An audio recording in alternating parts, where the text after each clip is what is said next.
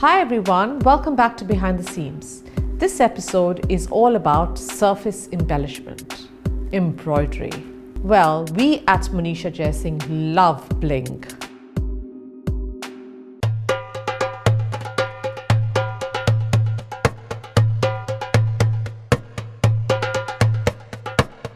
Firstly, let's understand what is embroidery and why do we use it. Embroidery is the craft of decorating fabric or other materials using a needle and thread. Embroidery may also incorporate other materials such as pearls, beads, sequins, etc. It is done to enhance the look of the garment. For me to explain embroidery in detail, let's first go back to the history of embroidery. Embroidery was an important art in the medieval Islamic world.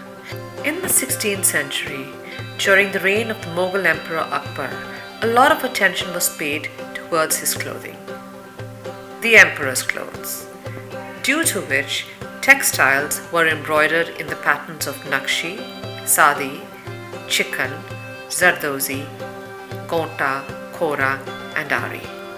The imperial workshops in the towns of Lahore, Fatehpur, Agra, and Ahmedabad are therefore very popular for workmanship in hand embroidery. The art of hand embroidery is, however, a painstaking and laborious process, but today garments are often decorated with machine embroidery instead. The very first machine for machine embroidery came about in the Industrial Revolution. The first embroidery machine was the hand embroidery machine invented in France. Today, we also have computerized machine embroidery that has taken the fashion world by storm.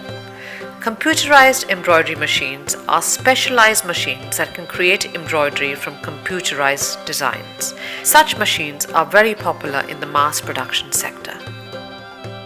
The process of embroidery always begins with thorough research, which helps in creating a mood board, as explained earlier.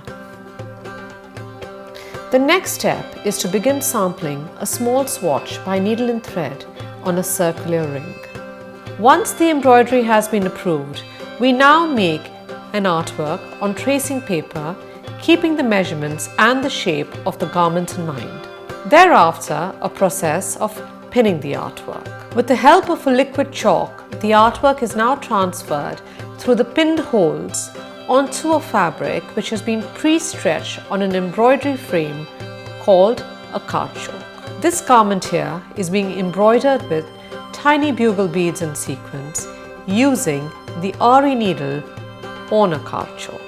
Sometimes garments require a bit of machine embroidery and Zardozi techniques to enhance the texture. In such cases, the first step is always machine embroidery. This requires a lot of skill in directing the needle for those perfect stitches that create a magical texture on the surface of the garment. We now transfer this machine embroidered fabric onto the card choke to begin the Zardozi process.